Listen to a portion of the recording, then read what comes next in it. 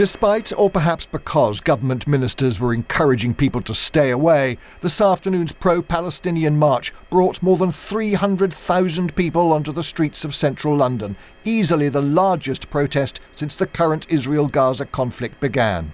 It's 11.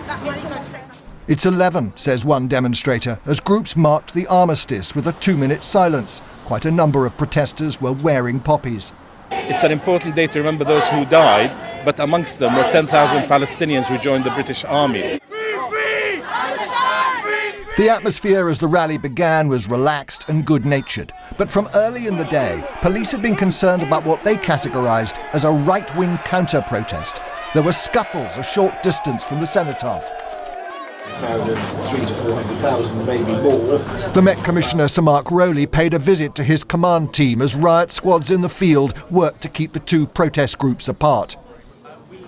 Here in the Met Police's Operations Centre, officers are monitoring every aspect of the protest, and they've got fixed cameras and also they've got evidence gatherers, officers on the ground who are taking pictures they can beam back live from the scene, so the commanders here can decide where to deploy and when to arrest. We watched as the senior commanders instructed their teams in the field to arrest some of the counter-protesters. From what we can see, they came intent on confrontation, intent on violence, and intent on causing trouble.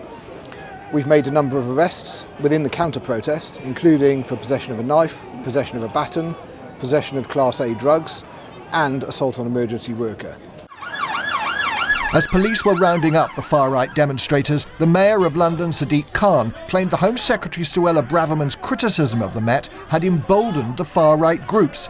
The scenes of disorder we witnessed by the far right at the cenotaph are a direct result of the Home Secretary's words, he said. The police's job has been made much harder.